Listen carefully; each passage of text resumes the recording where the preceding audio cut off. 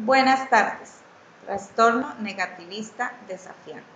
Juan era contestador, se negaba a hacer lo que se le pedía en clase y constantemente molestaba a otros niños, arrojándoles trozos de papel y tomando sus lápices o juguetes. Trastorno negativista desafiante. El día de hoy me acompaña mi compañera Ángela Delgado y Fabián Rodríguez. Y quien les habla, María Elena Peña. Estaremos hablando de contextualización, teorías explicativas, tipos y características clínicas. ¿Qué es el trastorno negativista desafiante? Hace referencia a una forma habitual de responder frente a las normas o límites, la cual consiste en reaccionar desproporcionadamente con rabietas o pataletas, con irritabilidad y llanto para rechazar o evitar el cumplimiento de una norma. La conducta en grupo con hermanos o compañeros se caracteriza por un estilo hostigoso y molesto que no se detiene a pesar de las protestas persistentes de los demás. Sin embargo, cuando las bromas y el fastidio se devuelven, hay una reacción explosiva y desmedida y descontrolada. Existe una tendencia por culpar a los otros de sus errores y mal comportamiento. Con frecuencia hay manifestaciones de envidia, resentimiento y reclamos sin justificación. Este tipo de trastorno es más frecuente en los niños de preescolar y va disminuyendo con la edad, para ser reemplazado por una tendencia a argumentar o discutir de manera beligerante, intransigente y grosera de las normas de los adultos, en especial con los padres. Teorías explicativas. No se conoce una causa precisa del trastorno negativista desafiante. Las causas contribuyentes pueden ser una combinación de factores genéticos, como el entorno, factores cognitivos y algunas teorías del aprendizaje. También estarían involucradas. En cuanto a lo genético, la disposición o el temperamento natural de un niño y las posibles diferencias neurobiológicas en la forma en que funcionan los nervios y el cerebro. En cuanto al entorno, los problemas de crianza que pueden involucrar la falta de control parental, una disciplina grave y contradictoria o el abuso o el descuido. Estos problemas comienzan a surgir en el niño o niña entre el año y los 2 años. En el desarrollo posterior encuentra dificultades para aprender a ser autónomos y separarse de la persona que ha ejercido en ellos la función materna, a la que se encuentran excesivamente unidos. En este caso, las actitudes negativas responderían a aspectos del desarrollo que se resolvieron en el momento adecuado. También se plantea que los comportamientos negativistas del trastorno son producto de conductas negativas empleadas por personas del entorno cercano al niño, como por ejemplo castigo o gritos. Esto da lugar a la aparición de conductas agresivas, desafiantes y rebeldes, ya que así pueden llamar la atención de sus padres y obtener preocupaciones de estos por sí mismos. No hay un patrón familiar distintivo para estos niños, aunque se ha visto que los padres de niños con este trastorno están interesados de manera exagerada en el control y la autonomía.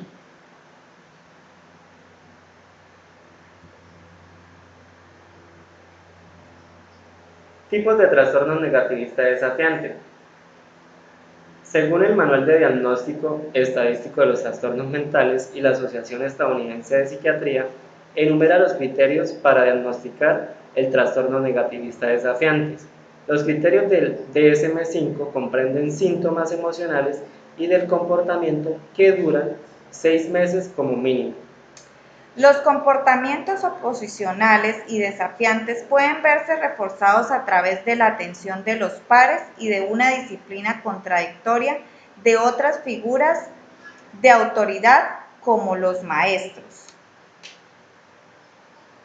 Más que unas causas, existen factores de riesgos tales como el temperamento, Un niño que tiene temperamento significa que tiene problemas para controlar sus emociones, como tener fuertes reacciones emocionales en ciertas situaciones o tener problemas para tolerar la frustración. Tenemos también los problemas de crianza, un niño que sufre de abuso o descuido, que tiene una disciplina grave y contradictoria o que no tiene control parental. Tenemos otro como el problema de familiares, un niño que vive con un solo progenitor o en medio de un conflicto familiar o que tiene un progenitor con un trastorno de salud mental o de consumo de sustancias. Para poder seguir hablando de los tipos de trastorno negativista, se hace necesario explicar sus signos y síntomas. En los signos encontramos los berrinches, rencores y venganza, resistencia al cambio, rebeldía, estado de ánimo insaciable. En los síntomas encontramos la enuresis, que es cuando los niños se hacen chichi en la ropa o en la cama. Encopresis, que es cuando hacen popó en la ropa. Mutismo selectivo, que es a pesar de ya haber aprendido a hablar, en algunos entornos no lo hacen. El trastorno del sueño y el bajo rendimiento académico. Tipos de trastorno negativista desafiante. Leve. Los síntomas se presentan en un solo entorno. Por ejemplo, solo en el hogar, o en la escuela, o en el trabajo, o con los pares. Moderado. Algunos síntomas se dan en al menos 2 entornos. O grave. Algunos síntomas se presentan en 3 o más entornos.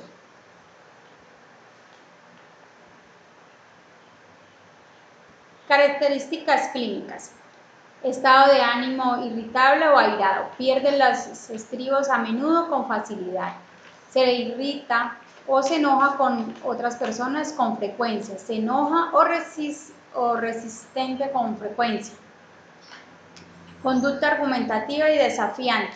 A menudo discute con los adultos o con las personas con autoridad. A menudo desobedece de forma activa o se niega a cumplir con los pedidos o con las reglas de los adultos. Molesta o altera a las personas de manera intencional con frecuencia. Con frecuencia culpa a otras personas por sus errores o mal comportamiento. También está el resentimiento. Suele ser rencoroso o vengativo. Ha demostrado con un comportamiento rencoroso o vengativo 2 veces en los últimos 6 meses como mínimo.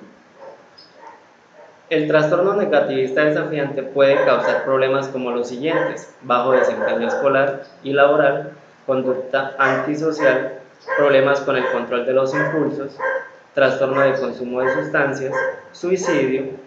Muchos niños y adolescentes con trastorno negativista desafiante también padecen otros trastornos de salud mental, como los siguientes: trastornos por déficit de atención e hiperactividad, trastornos de la conducta, depresión, ansiedad o trastornos del aprendizaje y de la comunicación. El tratamiento de estos otros trastornos de salud mental puede ayudar a mejorar los síntomas del trastorno negativista desafiante. Además, si estos trastornos no se evalúan y no se tratan adecuadamente, puede ser difícil de tratar el trastorno negativista desafiante. No hay nada más que garantice la prevención del trastorno negativista desafiante. Sin embargo, la crianza positiva y el tratamiento temprano puede ayudar a mejorar el comportamiento y a evitar que la situación empeore. Mientras más temprano se controle el trastorno, la situación será mucho mejor. En este momento del tratamiento está el tratamiento cognitivo-conductual, la orientación, terapia familiar, análisis conductual aplicado, terapia de grupo. Desde la logopedia y psicología aplicamos un tratamiento multimodal debido a que es necesaria la intervención mediante distintas modalidades terapéuticas. El tratamiento principal está basado en la psicoterapia cognitiva conductual. Las estrategias conductuales han demostrado su efectividad en la reducción de las conductas problema y en la mejora de los síntomas del comportamiento. Asimismo, es necesario el entrenamiento de padres, educadores y maestros en técnicas de modificación del comportamiento y en resolución de conflictos. Es necesaria una adecuada coordinación entre todos los profesionales implicados. La utilización precoz de estas medidas mejora el pronóstico. La aplicación de las medidas psicológicas se realiza en todos los contextos del niño, ya sea escolar, familiar o social. También se deben tener en cuenta las siguientes consideraciones. La psicoterapia se debe aplicar de manera continua. No se pueden establecer descansos, por ejemplo, los fines de semana, ya que se suponen un retraso en los logros. Es necesario una minuciosa coordinación sobre las pautas utilizadas para aplicarlas en todos los entornos, el escolar, en la casa, entre otros. Hay que evaluar los problemas del niño de manera individual, priorizando las actuaciones sobre aquellos problemas más importantes. Programas iguales aplicados sobre niños con síntomas similares pueden reducir o producir efectos contrarios, por lo que hay que reevaluar de manera periódica la efectividad de la intervención. Hay que tener en cuenta que estamos realizando un aprendizaje, no un castigo. Siempre aclarar al niño que le damos disciplina y no significa que no le tengamos cariño. La psicoterapia conductual se basa en una serie de estrategias encaminadas a favorecer los comportamientos positivos y a disminuir los comportamientos problemáticos. Muchas gracias. Feliz tarde.